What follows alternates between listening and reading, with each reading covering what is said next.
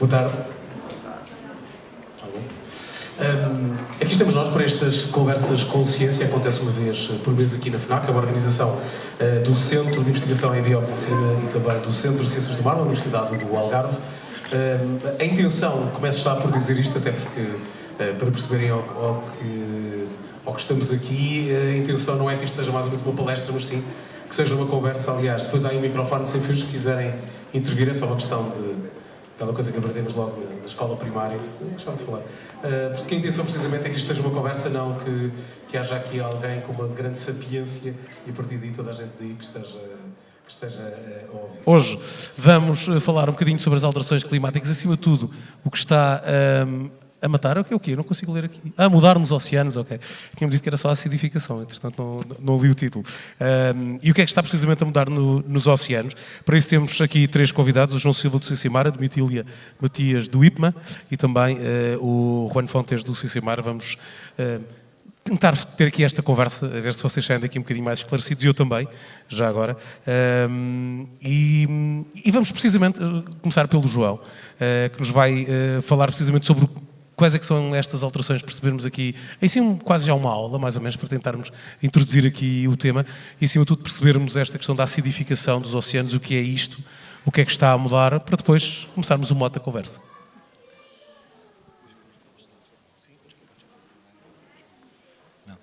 Bom, boa tarde. Eu vou começar, isto não pretende, como o Pedro já disse, não pretende de maneira nenhuma ser uma palestra, sendo uma ocasião absolutamente informal, mas eu vou começar por explicar um pouco o que é isto da acidificação oceânica, porque seguramente há quem não sabe e é útil sabermos do que estamos a falar para depois avançar um pouco. Mais uma vez, também, se tiver alguma questão, alguma dúvida no meio disto tudo, por favor, intervenham. Isto pretende que seja uma sessão aberta e participativa, tanto quanto possível. Bom, a acidificação oceânica é uma espécie de o gêmeo perverso do aquecimento global. O aquecimento global é um fenómeno de que todos já ouvimos falar e que resulta do aumento do CO2 atmosférico, o aumento do efeito estufa. O CO2 é um dos gases que contribui para o efeito estufa, não sendo o único, e que com isso leva ao aquecimento global. Esse aquecimento global reflete-se depois em fenómenos que todos conhecemos e já ouvimos falar, já vimos imagens fotográficas do gelo das calotes polares, o aumento do nível médio do mar, etc, etc. Mas, simultaneamente, o aumento do CO2 na atmosfera tem um outro efeito, um efeito absolutamente paralelo, gêmeo, que é o aumento do CO2 dissolvido no oceano. E já vamos ver a seguir como é que isso se passa, mas ao mesmo tempo que o CO2 aumenta na atmosfera, ele aumenta no oceano também, e é esse aumento do CO2 atmosférico, e por sua vez no oceano, que faz com que o oceano esteja progressivamente a ficar mais ácido, ou menos básico, como queiramos. Vamos ao próximo slide. Neste slide, isto é um bocadinho de química, mas por favor não se assustem, isto pretende ser uma coisa muito simples, que mostra que ao haver aumento do CO2 atmosférico, há ao mesmo tempo um aumento do CO2 no oceano. Ali o CO2 no princípio daquela equação. Isto porque o oceano está em contacto, obviamente, com a atmosfera, e o CO2 é mais um dos gases dissolvidos no oceano, e portanto as pressões dos gases equilibram-se sempre entre dois meios que estão em contacto. O aumento do CO2 no oceano faz com que o CO2 reaja, ou seja, o CO2 no oceano reage com a água. O CO2 mais água dá origem a um ácido, que é o ácido carbónico. Ácido carbónico esse que é um ácido muito instável, que é aquele H2CO3, e ao ser instável ele dissocia-se muito rapidamente noutros compostos, bicarbonato e incarbonato, mas sobretudo com a libertação daqueles íons que vocês veem em vermelho, que são os íons hidrogênio. E é o aumento da concentração destes íons de hidrogênio na água do mar que faz precisamente com que o pH, ali embaixo, o pH do oceano baixo, e o pH não é mais do que uma expressão do nível da acidez do oceano. Portanto, quanto mais baixo o pH, mais ácido é o oceano. E, portanto, tem uma relação diretamente, inversamente proporcional com a concentração destes íons. Isto para percebermos do que estamos a falar.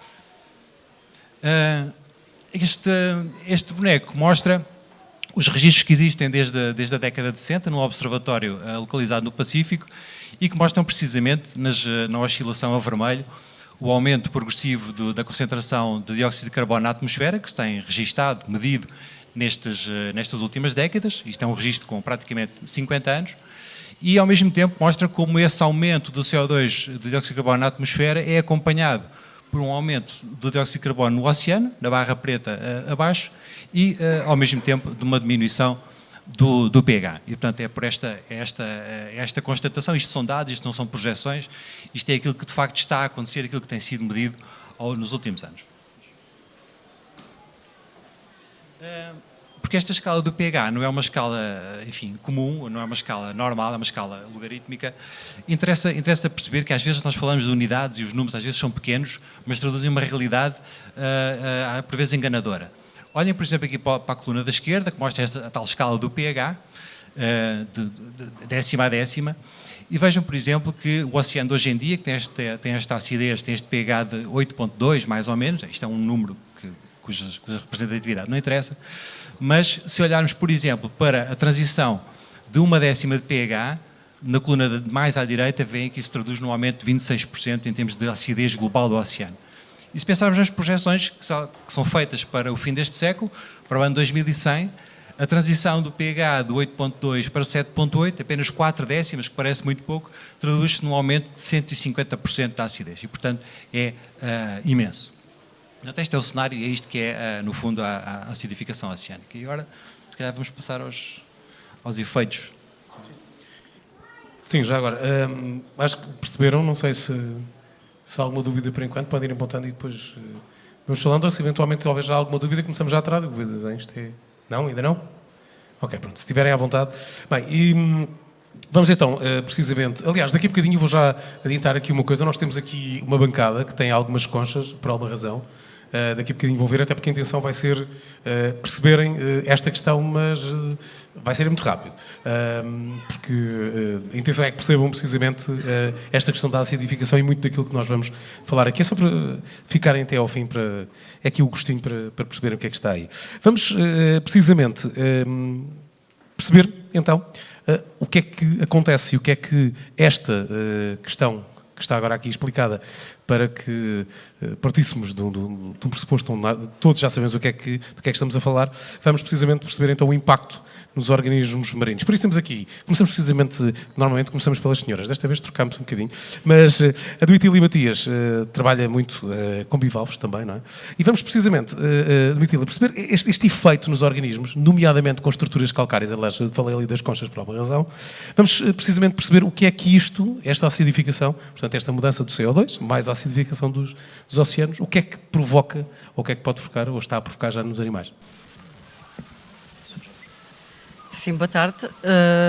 Também pretendo ser bastante informal e espero que possam, se quiserem intervir a qualquer momento, basta levantar o braço e eu interrompo e tento explicar alguma coisa que possa ficar no limbo e não ter explicado bem. Portanto, como o meu colega João referiu, a acidificação dos oceanos faz diminuir os valores de pH.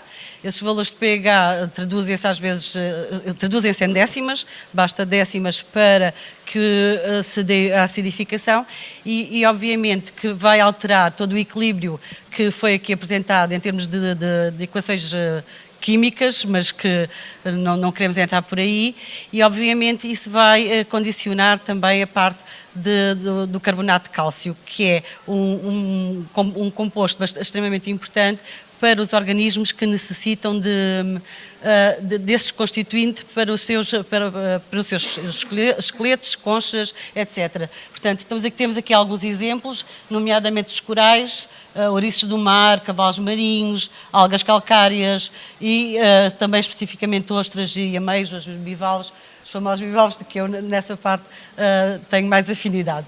Portanto, essa diminuição, a previsão destes cenários que são apontados para 2100 e, portanto, já prevê que estes organismos sejam afetados por essa diminuição, ou seja, pela acidificação dos oceanos. A primeira grande zona em que se detectou um efeito foi no grande Recife de Coral, na Austrália, em que foi aí que necessitava sempre de um pH bastante estável, e aí foi das zonas em que se começou a ver alguma alteração já nos valores de pH, uma diminuição nos valores de pH, e que levou a se notar os primeiros efeitos. Contudo, portanto, eu abordei assim de uma forma geral aqui estes organismos, mas vou abordar de uma forma mais particular a parte dos bivalves. Portanto, Em termos de bivalves, são organismos extremamente importantes em termos socioeconómicos para todos nós, e todos gostam de comer uma ostra, uma ameijoa, e tem um valor económico muito importante. Portanto, é um grupo que nós nos temos, juntamente com um grupo do CCMAR, nos temos dedicado a estudar. E uma das coisas que temos focado, uma das linhas que temos focado é a parte da reprodução, porque efetivamente o que acontece é que os bivalves, a fecundação é externa, ocorre na água, e então quando se dá, e após 24 horas a 48 horas, temos logo a formação da concha. São larvas que andam a nadar na coluna d'água, mas estão sujeitas efetivamente ao pH. O que é que se conseguiu verificar? É que quando temos uma diminuição do pH, temos um controle, e temos uma diminuição do pH, temos malformações na concha. Ou seja, temos larvas anormais que depois não vão sobreviver. Portanto, isso vai provocar uma diminuição bastante drástica no que se refere depois ao recrutamento dos organismos. Também, quando se fala em termos de fecundação, que é extremamente importante, se vocês repararem aqui neste gráfico, quando temos o pH control, que é o pH atual, nós temos uma fecundação de cerca de 90%, mas à medida que descemos os valores de pH, temos uma diminuição bastante drástica nos valores de fecundação. Isto porque os espermatozoides perdem a sua mobilidade e não conseguem fecundar o óvulo. Portanto, se pensarmos isto à escala de uma zona costeira, portanto, uma rio formosa, etc., conseguimos pensar que o espermatozoide tem que encontrar o óvulo, e se ele perde mobilidade não vai encontrar o óvulo, portanto, não se vai dar a fecundação. Mais uma vez, temos uma medida em que podemos ter uma diminuição drástica das larvas e posteriormente do recrutamento dos bivalves. Para além disso, a diminuição do pH também afeta a formação da concha, mesmo nos organismos nos juvenis e já adultos. Há uma diminuição da deposição, a concha fica muito mais fina, ficam muito mais suscetíveis à predação. Portanto, mais um fator a contribuir também para a diminuição dos estoques e do recurso. Em termos de bivalves, praticamente são estes estudos que temos levado a cabo e que temos avaliado. É importante, no entanto, referir que isto depende da espécie e depende do local. Portanto, os resultados que são aqui apresentados para a ostra e que foram encontrados na Ria Formosa podem não se extrapolar para outras zonas, nomeadamente para o Mediterrâneo, porque depende também um pouco da alcalinidade do meio, etc. Daí que estes estudos devem ser específicos de cada espécie e também de cada local. Portanto, também não se pode generalizar a 100% sobre estes efeitos. Isso era importante também deixar aqui esse lema. E em relação à parte agora fazia o desafio, não é? Novamente, passo para o Pedro. Bem, vamos ao mar e vamos se calhar cobrir aqui, aliás, vamos adiante já, estamos a cobrir agora aqui os bivalves, vamos aos peixes e ainda voltamos às plantas, precisamente para percebermos o que é que esta questão do CO2 mais a acidificação acaba por provocar neste tipo de organismos, e depois até vamos a um conceito biologicamente interessante, que é a questão do ecossistema, que é tentarmos perceber, se é que alguma vez conseguimos perceber, o que é que na realidade poderá acontecer neste ecossistema. Portanto, vamos aqui ao Juan Fontes, precisamente para percebermos, em termos de peixe, já percebermos em relação aos bivalves, vamos falar, ainda tenho aqui uma questão em relação também a outros animais de concha, mas em relação aos peixes, até porque os peixes têm aqui uma particularidade interessante, não é? Porque os peixes acabam por ajudar a fixar o CO2, portanto o dióxido de carbono, no oceano. Bom, boa tarde. Esse eu, como sou muito mais formal, se alguém tem alguma pergunta, a minha secretária está ali ao pé dos telefones. Bom, voltando à cena dos peixes, o que nos interessa dos peixes é a pesca e é ter o peixe no prato. O que nós tentamos estudar nos peixes, podes passar? É isto. Que é isto? Não sei se sabem que o medicamento mais utilizado no mundo é o omeprazol. O que faz o omeprazol? toda a gente tem alguém em casa que tem azia, tem problemas de estômago, toma medicamentos. E o omeprazol serve, de facto, para inibir levemente a azia. Funciona como remédio, basicamente. Nesta situação da acidificação oceânica, eu gosto de pensar nisto de uma forma muito simples, como se fosse um miúdo de 4 anos. E gosto de pensar que o mar tem azia. A acidificação oceânica, tento resumi-la a um processo de azia, como se tivesse um problema de estômago. Ele já está a fazer assim. Mas pronto. E o que estamos a ver aqui, eu sei que isto parece realmente asqueroso, é o intestino de um peixe. E bem que aparecem umas manchinhas brancas dentro do intestino. Isto, na realidade, não é mais nem é menos, que carbonato de cálcio. Estão a ver? Nós conseguimos retirá-lo e veem que o mesmo material que nós temos nas conchas do berbigão, da ostra, etc., dos corais. E isto é um resultado do funcionamento normal de um peixe.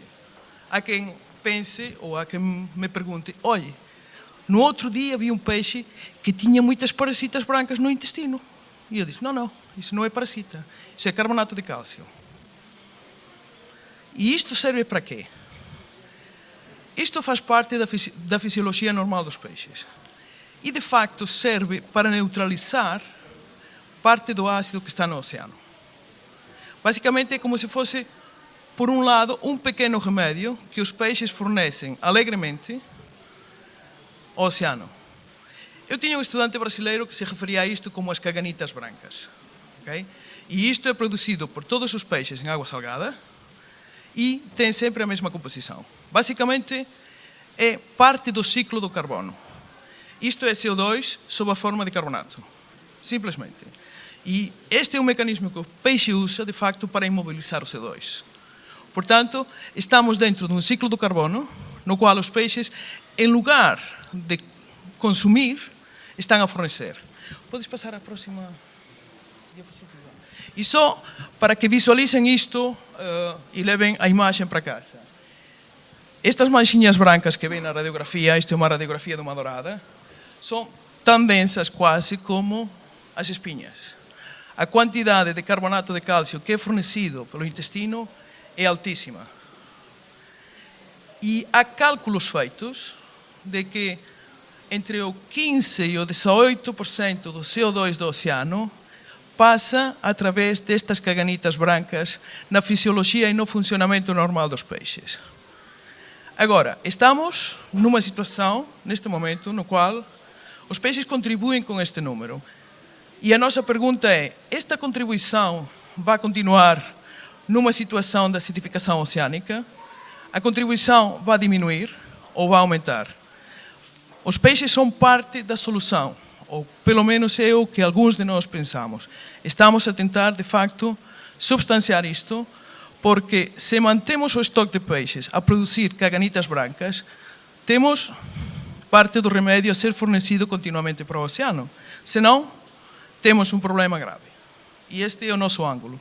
Não tentamos estudar tanto os efeitos negativos da acidificação oceânica nos peixes, senão tentar ver se os peixes respondem de forma proativa à acidificação oceânica, fornecendo mais capacidade de tampão. É um ângulo um bocadinho diferente. Está bem? Perguntas? Podem colocá-las aqui, obviamente. Não é? Já agora, eu aproveitava precisamente para pôr uma questão, aliás, se calhar até para percebermos, porque estávamos a falar, e já falou, Domitila já falou precisamente esta questão do problema da reprodução, não só no crescimento, e vimos ali o problema da formação da concha, mas, e às vezes somos muito sensíveis a esta coisa, e a palavra espermatozoide, para além de ser muito grande, às vezes assusta as pessoas, mas a verdade, o que estamos a falar ali, não sei se repararam, é do facto de, com mais acidificação, portanto com pH mais baixo, o que vai acontecer é que vai haver menos reprodução. Isto acontece nos peixes também, ou seja, tendo em conta que muitas das vezes a reprodução é externa também, podemos ter uma diminuição da reprodução dos peixes, logo menos estoque, logo muito menos caganitas brancas? É uma pergunta que não é fácil de responder. O que sim que posso dizer é que as taxas de crescimento dos peixes, numa situação de CO2 elevado, numa situação de acidificação oceânica, são menores. Quanto maior é o peixe, maior é a quantidade ou maior é o número de ovos durante a reprodução. Os peixes vão crescer menos, ou pelo menos os números que nós temos neste momento é de crescimento menor, por unidade de tempo. Menos quilos de peixes, menos toneladas de peixes, menos megatoneladas de peixes, obviamente vão ter menor capacidade de reposição dos estoques. Falta saber se o mecanismo de reprodução, do qual a Domitila falou, também está afetado. Neste momento não existem dados conclusivos que nos permita avançar para essa hipótese. Nós temos alguns dados que indicam que sim possa haver algum problema com a reprodução. Agora, não consigo dizer taxativamente que sim. O problema vai ser de estoque reprodutivo, capacidade de atingir o tamanho da reprodução e capacidade de produzir o número suficiente de ovos para repor os estoques de peixes, ou aumentá-los se for caso disso. Agora, se nós continuarmos com o esforço de pesca como temos neste momento, temos que manter um equilíbrio muito inestável com o efeito dos peixes a nível global, o efeito ecológico dos peixes e a manter a atividade económica derivada da pesca, da aquacultura, pôr o feijão na mesa em casa, tentar comer proteína. Temos um problema adicional e é que em 50 anos ou 60 anos vai existir uma população mundial cercana dos 9 mil milhões de pessoas que precisam comer alguma proteína pelo menos um dia ou dois por semana. E isso vai ser um problema. Não sei se isso responde à pergunta, talvez não, mas coloca outras questões. Mais ou menos a intenção é precisamente essa. Não sei se há alguma questão, para já, ainda não? Ainda estão todos muito... mais ou menos? Ok. Passamos então aqui ao João, precisamente para... Já falámos dos bivalves, falámos dos peixes, vamos perceber, João, precisamente em relação às algas e às ervas marinhas, isto também afeta, até porque o CO2 é bom, não é? Supostamente todos nós, isto é daquelas coisas que damos, se calhar para aí na segunda classe ou na terceira classe, que as plantas respiram CO2, portanto, quanto mais CO2 eu der, mais crescem as plantas. Sim, a teoria simples seria essa, mas infelizmente não é verdade. O que acontece é que, de facto, as plantas, e temos aqui uma fotografia que podes passar. Eu a seguir, passa lá para o fim. Sim, outro.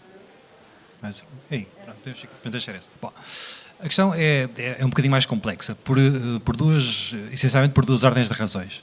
Primeiro porque os ecossistemas, o oceano, os vários ecossistemas do oceano, são bastante mais complexos do que aquilo que nós gostaríamos, porque isso dificulta a nossa compreensão deles. Depois porque os próprios organismos são também complexos. E quando o CO2 aumenta, e quando falamos dos efeitos do CO2 elevado, seja nas plantas marinhas, nas ervas marinhas, nas algas, em qualquer outro organismo, o CO2, quando aumenta, não está sozinho no ambiente, ou seja, há outros fatores. O CO2 atua sobre a fisiologia dos diferentes organismos, não de uma forma isolada, mas de uma forma conjunta com outros fatores, com a temperatura, nomeadamente, que também está a aumentar nos oceanos, com a salinidade, com a pressão, enfim. Todos estes fatores estão presentes simultaneamente e os organismos são sensíveis ao conjunto dos fatores que atuam sobre eles num determinado momento e não apenas um deles.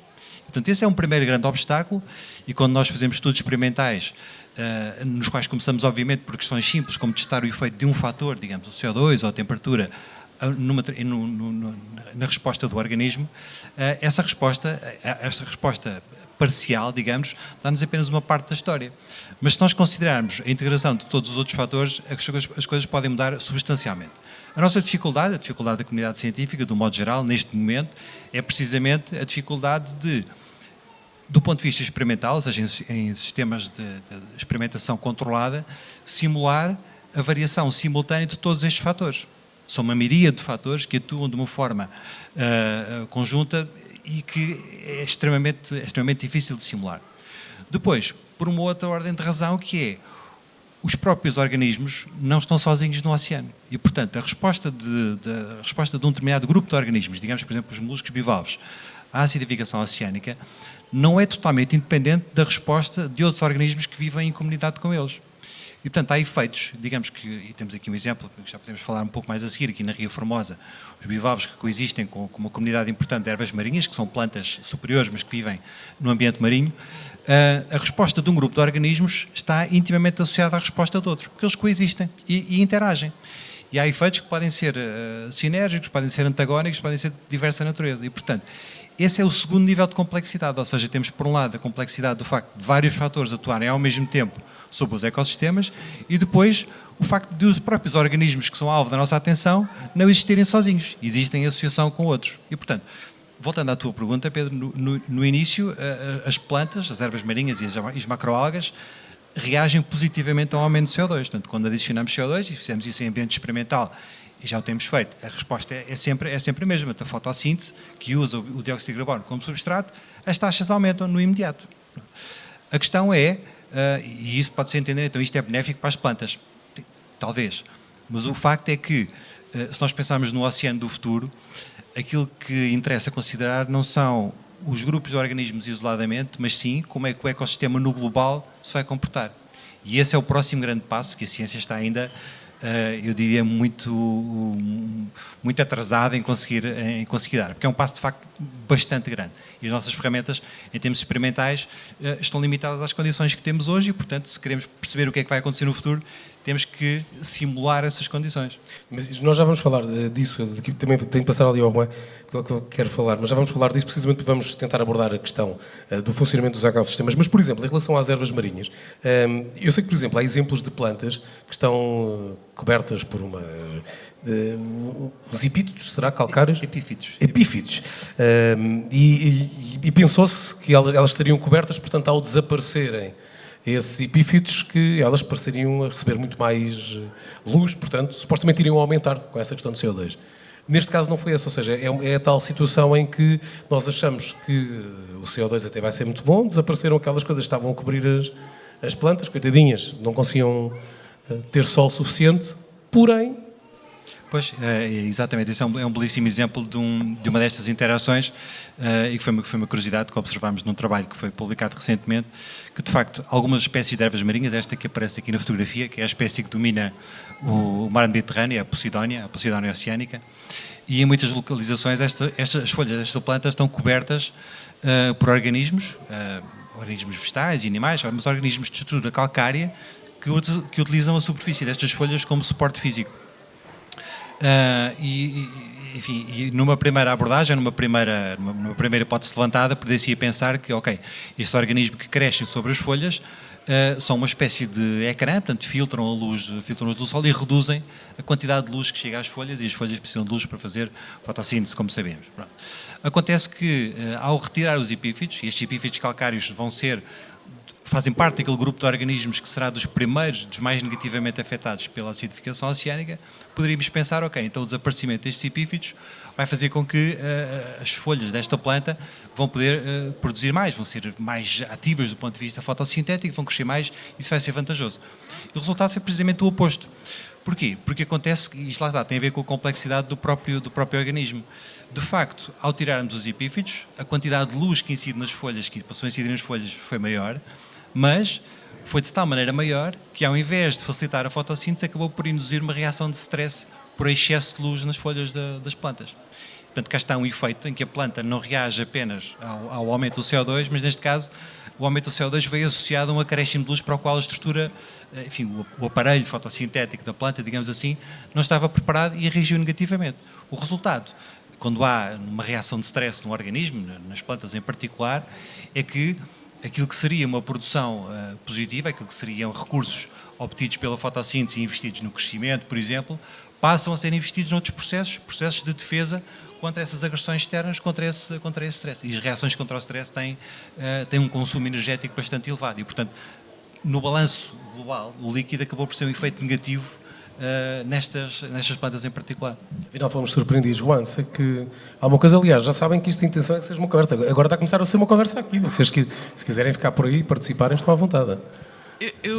Falamos há um bocadinho da reprodução e ligando um bocadinho ao que o João estava a falar, da inter-relação de espécies. Um dos problemas que temos na caracterização dos efeitos é saber o que se passa a esta geração, à seguinte geração e por aí fora. Basicamente, como é que a acidificação oceânica se relaciona com o DNA e com as relações epigenéticas dos vários organismos. Porque não está muito claro, ou não é muito claro, que isto seja um efeito horizontal plantas, moluscos, peixes. Portanto, temos a dificuldade de que a investigação que está a ser feita neste momento parte dos animais que temos agora e simula efeitos que estão modelados e para os quais existem predições. O que nós não sabemos é, até chegar a lá, quais são as relações do excesso de CO2 no oceano com o DNA dos organismos, de uma geração à seguinte e por aí fora. E isso era importantíssimo saber. Isso é uma questão fundamental que está para resolver neste momento.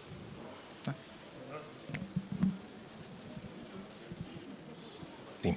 Agora, nós já estamos precisamente a entrar nesta parte dos efeitos no funcionamento dos ecossistemas de Bitília. O que é que podemos eventualmente também colocar aqui neste debate? Porque quando começámos por analisar os bivalves, os peixes, e que o João já começou a colocar logo a questão do ecossistema quando falamos das plantas, mas tudo isto é muito mais complicado do que meter apenas isso. E vemos, por exemplo, ver o que está ali, não é? Só aquilo, mas na realidade não acontece só aquilo ou outro tipo de situações, não é? Tudo isto é muito mais complexo. É possível termos uma noção do que é que isto, em termos de uma maneira macro? Eu partilhei da mesma opinião do Juan, e eu por acaso pensei em abordar isso. Pensei em abordar esse assunto. Efetivamente, isto quando se faz esse tipo de estudos, o que nós temos é, estamos a testar um organismo atual com uma previsão, introduzi-lo com um pH drástico daqui a 100 anos, e durante esses 100 anos, efetivamente, temos que saber como é que vai evoluindo todo o pH ao longo desses anos. E o que acontece é que mesmo já se tem, para algumas espécies, mesmo de bivalves, já se tem visto que algumas até apresentam um crescimento mais rápido com um pH menor.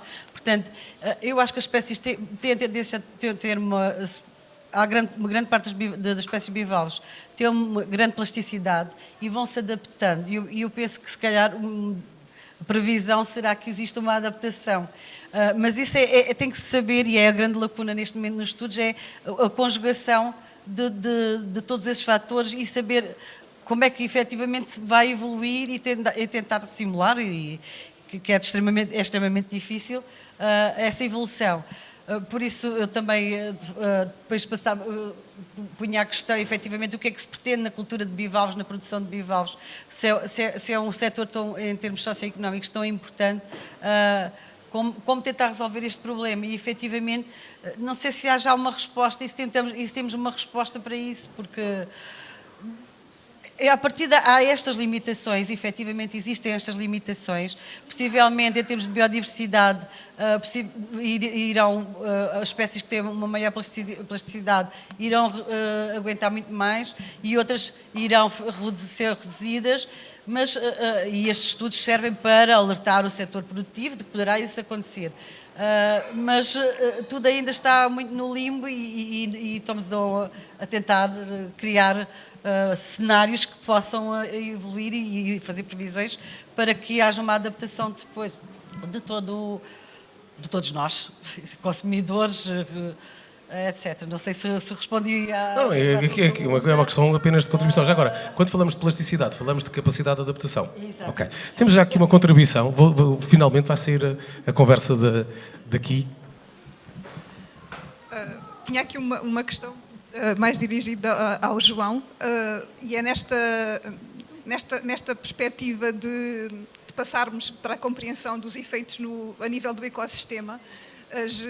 As fontes hidrotermais de baixa profundidade, que sei que também têm usado como área de estudo no vosso grupo, pode permitir já fazer ou antecipar alguns desses efeitos, porque são zonas naturalmente com o pH mais baixo, como por exemplo as zonas de afloramento, que também são zonas que têm o pH mais baixo e que a nível das larvas de peixe já se têm feito estudos e que os efeitos não são muito negativos, mas a nível dos trabalhos que já têm sido feitos no vosso grupo in situ, com a acidificação natural, que conclusões é que têm retirado? Isso é uma boa questão. De facto, não trouxemos isto para aqui, mas há zonas do oceano, em vários pontos do mundo, em que há erupções vulcânicas subaquáticas e erupções vulcânicas de baixa profundidade. Essas erupções vulcânicas normalmente são erupções vulcânicas pequenas, enfim, limitam-se à produção de bolhas gasosas, e estão associadas a redes de outros vulcões importantes, enfim. Essas zonas, portanto, essa emissão vulcânica submarina cria um ambiente naturalmente ácido, porque essas emissões vulcânicas são ácidas, têm concentrações de dióxido de carbono bastante elevadas. E, portanto, desde algum tempo nós temos desenvolvido investigação, essencialmente em vulcões submarinos no Mediterrâneo, nessa perspectiva de utilizar estas zonas como laboratórios naturais, no fundo, para perceber aquilo que acontece numa comunidade que já está exposta a níveis bastante elevados de CO2 há muitos anos. Esta é a abordagem, era enfim, o princípio de trabalho que nos pareceu bem. Os resultados, no entanto, não são exatamente aquilo que se esperava, e isto é não só da nossa própria investigação, mas daquilo que se tem feito no âmbito mais global. Porquê? Precisamente um pouco por causa daquilo que eu estava a dizer há pouco, que é a complexidade de fatores. As erupções vulcânicas não emitem apenas CO2. Algumas emitem CO2 e quantidades de sulfito elevadas, e o sulfito, por sua vez, é um outro químico que tem derivado do enxofre e que tem efeitos na fisiologia dos organismos. Outras têm emissões importantes de metais pesados em associação com o dióxido de carbono e, portanto, os metais pesados, por sua vez, induzem reações de stress, etc. E, portanto, aqueles laboratórios naturais são, de facto, bastante interessantes porque permitem-nos trabalhar com um conjunto de variáveis associadas ao CO2, mas precisam de uma caracterização muito evidente.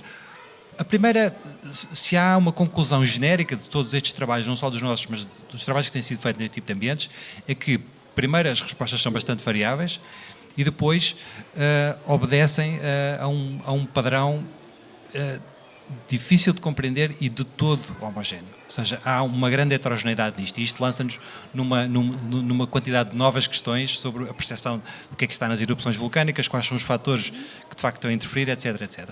Agora, em termos mais de estrutura do ecossistema, por exemplo, uma observação imediata, e essa é a mais consentânea, é que nestas zonas ácidas a estrutura do ecossistema já variou. São zonas com muito menor biodiversidade, ou seja, há muito menos espécies nessas zonas, precisamente porque apenas aquelas que têm uma capacidade, que tiveram a capacidade de se adaptar àquelas condições, é que foram capazes de lá ficar. Não é?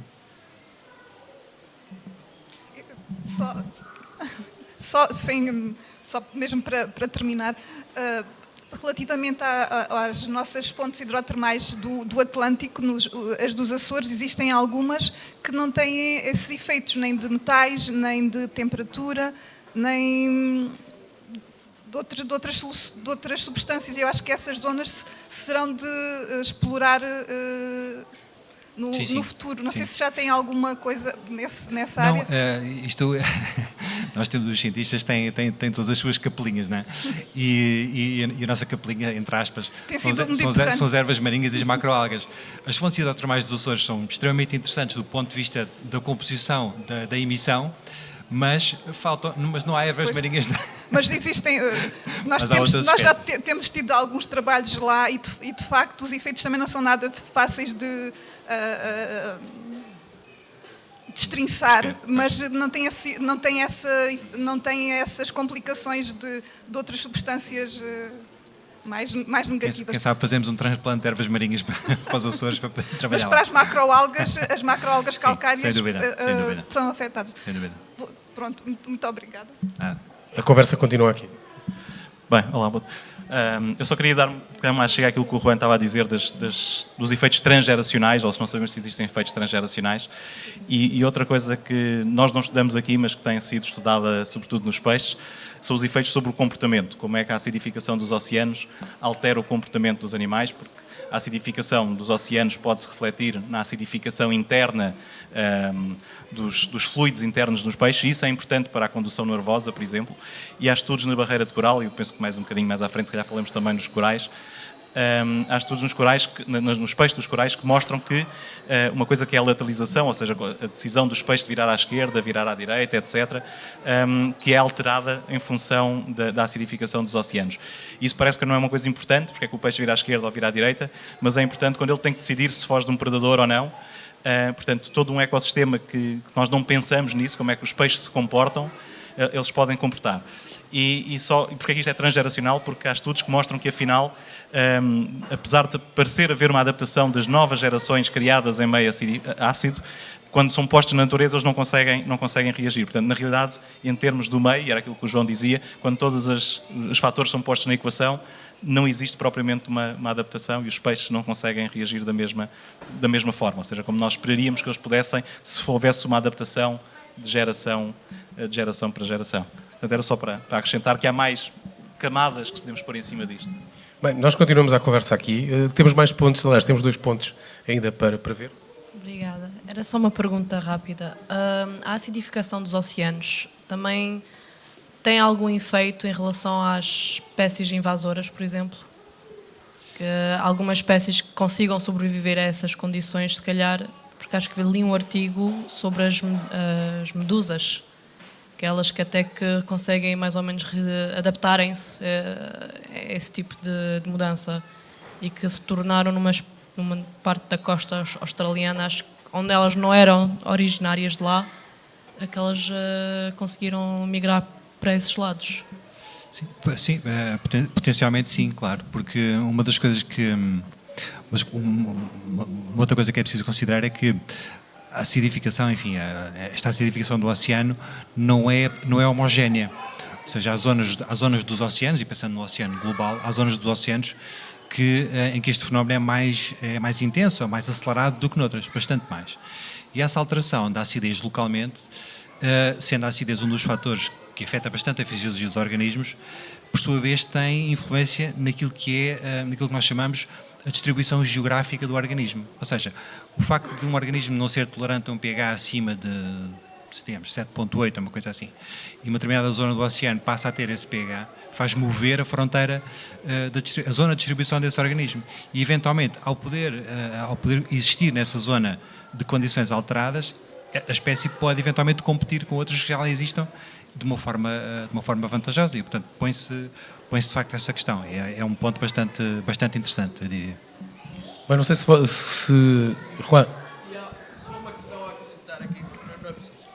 Uma questão a acrescentar é que o CO2 é uma coisa, mas as invasões relacionadas com movimentos podem estar relacionadas também com modificações da temperatura, com o irmão gêmeo da acidificação oceânica. Portanto, modificações da termoclina norte e sul, este e oeste, podem provocar a combinação destes fatores para a movimentação de espécies que não são típicas, ou que são invasoras, ou que simplesmente estão a utilizar um novo espaço que está homogeneizado com o espaço que estavam a usar anteriormente. Espécies tropicais que estão a colonizar em direção norte, por exemplo. Não é?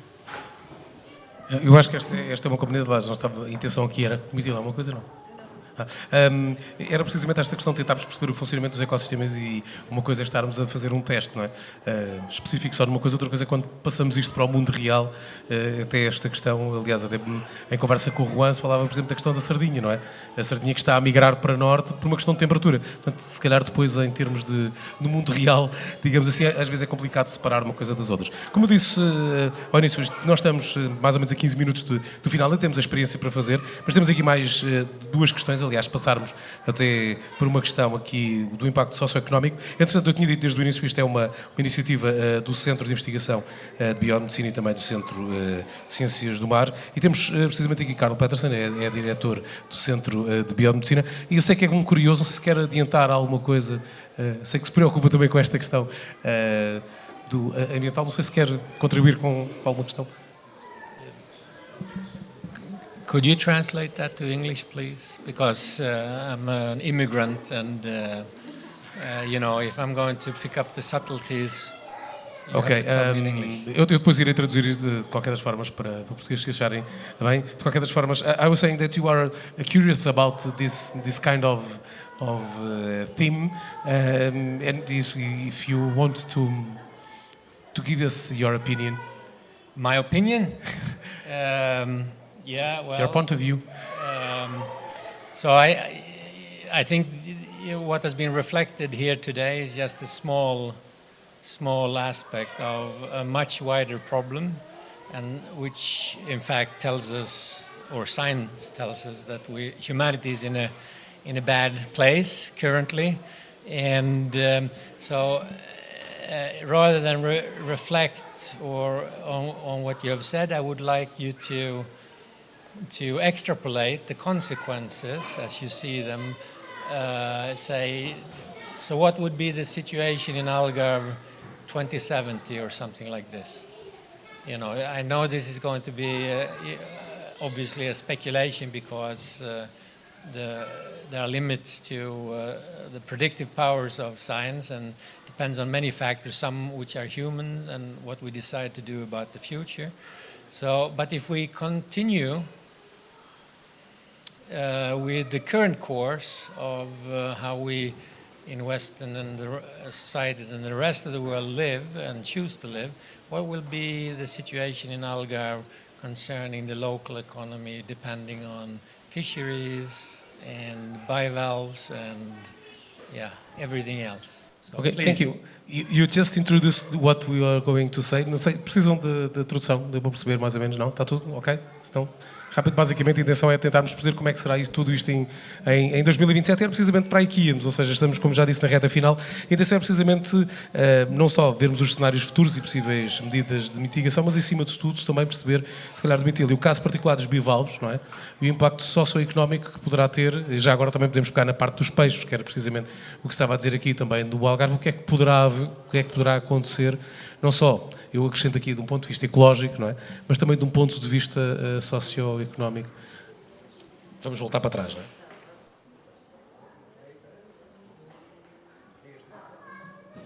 Ok. Eu desde o início tenho vindo sempre esta minha tendência de focar a parte socioeconómica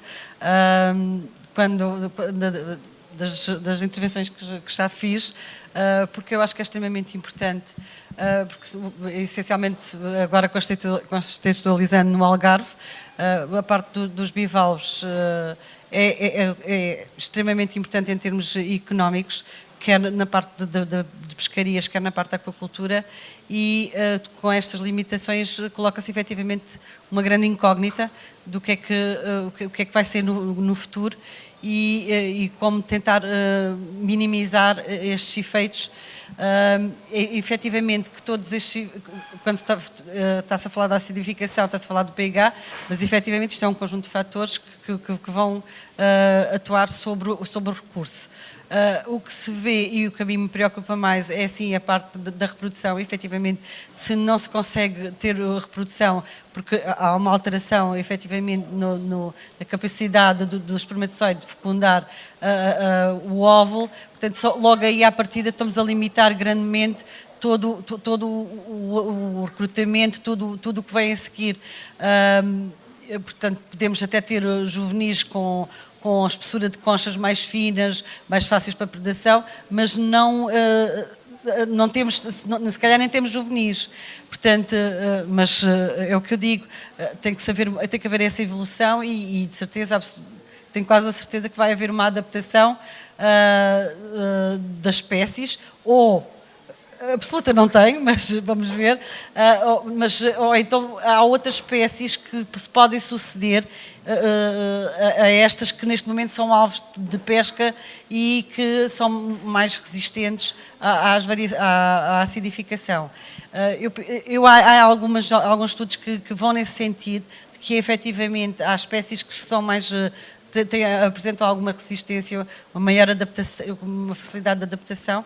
Eu penso que poderá ter que passar por aí, porque não estou a ver qual a solução imediata. Não há uma solução imediata, mas também como isto é um cenário ainda daqui a alguns anos, portanto, espero que até lá se veja. E efetivamente, se estas espécies não se mantiverem, é ter que se dirigir para outras espécies. Infelizmente é assim. Se há 200 anos atrás, se calhar não tínhamos efetivamente também a biodiversidade que temos agora, ou a dominância de uma determinada espécie, na altura era uma e agora é outra, portanto teremos que nos adaptar às condições naturais que nos vão aparecendo.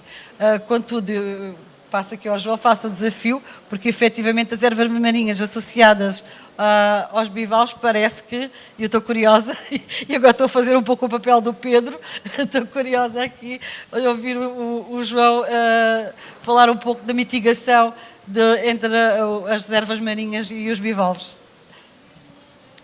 Ok. Desculpa, Bom, Pedro. queres pôr outra vez aquele slide que estava antes, faz favor? O último, que ele tem as ervas. O último é o último. Não, o último tem o que tem a fotografia das ervas. O último que tem a fotografia das ervas. Esse. Pronto. Bom, desculpem. Bom, as ervas marinhas e os bivalves, esta é uma história muito engraçada e é uma história que nós queremos que venha a ter capítulos futuros. Porquê?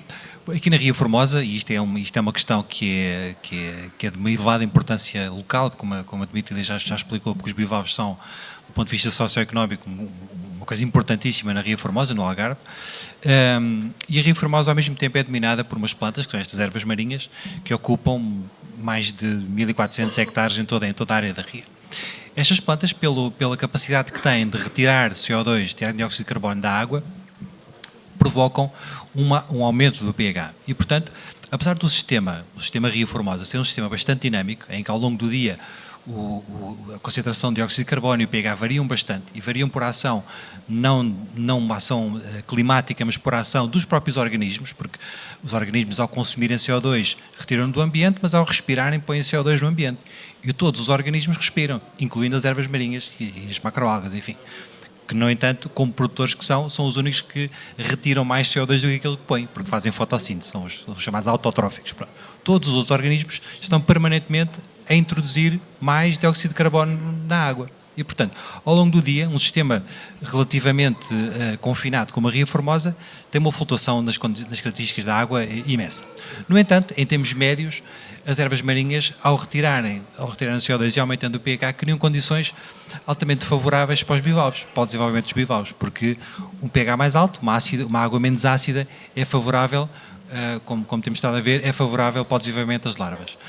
E esse é precisamente um dos temas que nós queremos vir a tratar do ponto de vista experimental, é precisamente partir para a quantificação desse efeito, ou seja, até que ponto é que estas plantas conseguem mitigar os efeitos da acidificação oceânica no desenvolvimento, no crescimento dos bivalves, não só na estrutura das conchas, mas também, como se falou, na própria reprodução. E, portanto, trabalhar entre os efeitos das ervas marinhas e os bivalves desde as suas fases larvares até à fase adulta. Isto leva a uma outra questão, que é a questão mais global, enfim, da mitigação deste problema, se calhar iremos rematar com isso no fim, mas aqui, a nível local, uma coisa que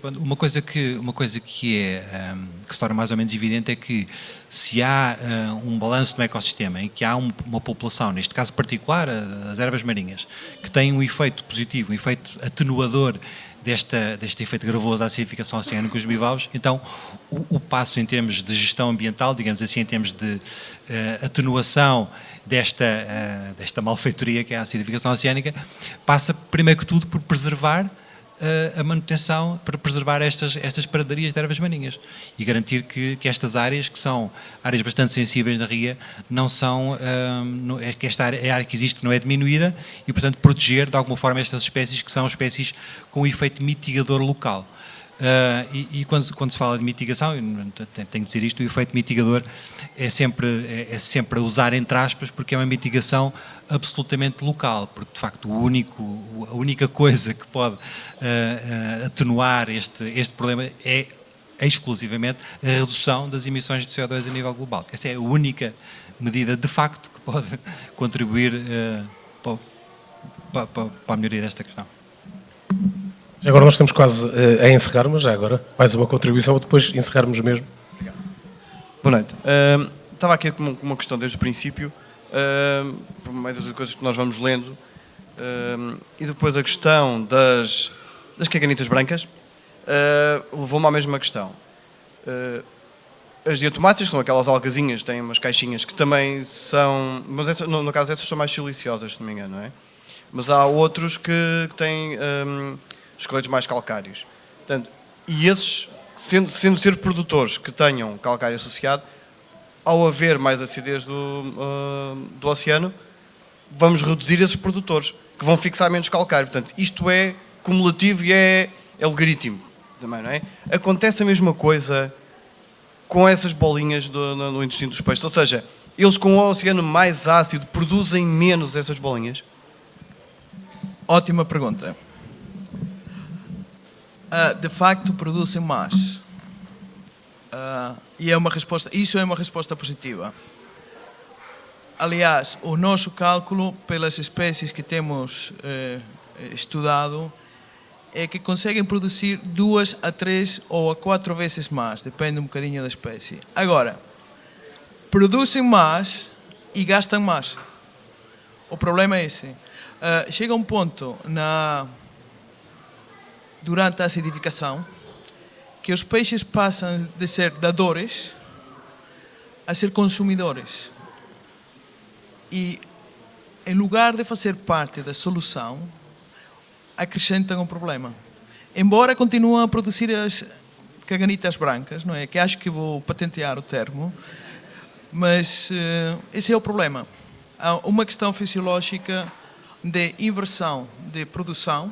Neste momento, com o nível que temos no oceano, que anda à volta de 400 microatmosferas de CO2, mais coisa, menos coisa, são dadores netos, são fantásticos, fornecem capacidade de tampão à camada mais alta do oceano, são muito amigos dos micro-organismos ou macro-organismos calcificadores porque, de facto, doam o carbonato de cálcio já prontinho a fazer calcificação.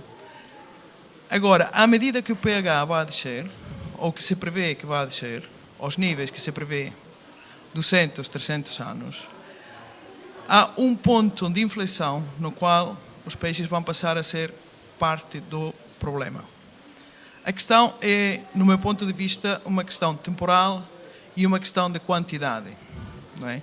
O que me leva a responder com a sua pergunta, a pergunta que o Carl colocou, que é o que se vai passar no Algarve daqui a uns quantos anos, como é que vai estar o Algarve. Eu tenho duas palavras na minha cabeça, desafortunadamente, que é mais pobre. Mais pobre não só a nível económico, porque a parte económica é importante, mais pobre a nível de biodiversidade, mais pobre a nível de implementação ecológica. O dia que eu veja que, em lugar de uma bomba de gasolina, temos um conjunto de painéis solares, que temos implementação de medidas que, de facto, são ou podem ajudar a ser paliativas, então terei uma luzinha um bocado mais quente no coração. Neste momento, vejo a coisa mal parada. E tem a ver com isto. Tem a ver com que o problema é como uma bola de neve. De momento, está no plano. Se começa a descer, a bola de neve vai ficar cada vez maior. E há neve, esse é o que é o problema. Se não houvesse neve, não havia problema, mas há neve. É um bocado uma conversa metafórica, mas é só para... Exatamente. O papel deles não é constante porque a própria interação dos peixes com o meio vai provocar modificações na fisiologia do peixe. Agora, eu gostava de estar enganado e gostava que as experiências que nós estamos a fazer neste momento com peixes de agora deem resultados completamente diferentes do que vai acontecer. Isso é possível, porque nós de facto estamos a usar peixes que interagem com o ambiente neste momento. Esta espécie está em evolução constante porque o DNA de facto está a interagir com o ambiente, não é? E responde ao ambiente, responde a modificações provocadas pelo ambiente. Não é que mude o DNA, mas a forma como o DNA se regula vai mudar. Se isto é verdade, então temos uma luzinha pequena no coração. Agora, temos que tomar alguma determinação como espécie, e não é uma questão só do Algarve, é uma questão global. Temos que decidir como espécie como é que queremos continuar. Não sei se viram esta semana uma notícia que o próprio Hawkins disse que se calhar não é boa ideia ter todos os ovos no mesmo cesto. Está a pensar em ir para uma estrelinha aí ao lado, a um planeta habitável. Mas pronto, isto não é ser tremendista, é ser um bocadinho alertador. Não é? Bem, nós estamos praticamente a encerrar, ainda temos ali a experiência, mas agora, Dmitília, há aqui uma questão, e eu gostávamos precisamente de acabar com esta questão, não é? Das ostras, que se calhar para termos uma noção já do real, não é? Não, pronto, eu em relação à Rainha Formosa, quando falei que parecia que ainda tínhamos longos anos pela frente em relação ao problema em termos da produção de ostra, por exemplo, ou da ameijoa. Mas no caso dos Estados, já temos uma situação bastante grave nos Estados Unidos, na costa oeste, em que os produtores já veem a sua produção bastante diminuída, devido a uma diminuição já do pH, porque, como o João disse, há zonas do oceano que têm maior capacidade para absorver CO2 e outras têm menor capacidade. A diminuição do pH não é uniforme em todo o oceano e, efetivamente, nos Estados Unidos já há essa consequência. Portanto, está aqui até uma notícia, e eu refiro que, em termos de maternidade, produção de ostras em maternidade, já se queixam porque eles não fizeram uma adaptação ao controle do pH na maternidade, em que têm já um decréscimo de 80% na produção. Portanto, o que já é extremamente significativo. Eu queria deixar, porque queria contrariar um pouco de que parecia que tínhamos muitos anos ainda pela frente para adaptar, e afinal há determinadas situações que não é bem assim. Mas é uma boa mensagem para o final. A intenção aqui era precisamente falarmos sobre esta situação e se calhar alertar muitas pessoas, porque às vezes falamos da questão do aumento da temperatura e do CO2 e achamos que mas o mar está lá e aquilo não. Uma coisa não interage com a outra. Bem, para quem estuda sabe que não é assim, e acho que pelo menos nesta hora aqui de conversa deu mais ou menos para perceber o que é que aconteceu ou o que é que está precisamente a acontecer. Qualquer coisa que nos estão... para aí, é o quê? É isto? Ok, tudo bem. Ok, desculpa lá, ainda não conhecia este slide. Fica precisamente aqui esta questão. O que é que quereremos de um oceano, não é? Não é só esta questão bonita de National Geographic, mas todas as consequências que isto tem também da parte socioeconómica. Agradeço desde já a presença do João, da Dmitília e também do Juan. Esta organização, como já disse, é do CICEMAR, neste caso o Centro de Ciências do Mar, e também o Centro de Investigação Biomedicina, o CBMR. Acontece todos os meses aqui na FNAC. Já agora, eu tenho para aqui a cábula, porque já está mais ou menos marcada a próxima, e diz que será mais ou menos dia 27 de maio, vai-se falar sobre medicina regenerativa, mas de qualquer das formas consultem sempre o Facebook também do CCMAR e do CBMR para saberem mais informação. De qualquer das formas, eu tinha dito, a experiência continua aqui, portanto ela vai acontecer se quiserem realmente perceber um bocadinho ou visualizar daquilo que nós estivemos a falar este tempo todo. Fiquem mais um bocadinho, também isto é uma coisa que vai levar muito pouco tempo, e de qualquer das formas, muito obrigado por terem estado aqui, e podemos marcar presença para daqui a um mês. Okay? Muito obrigado.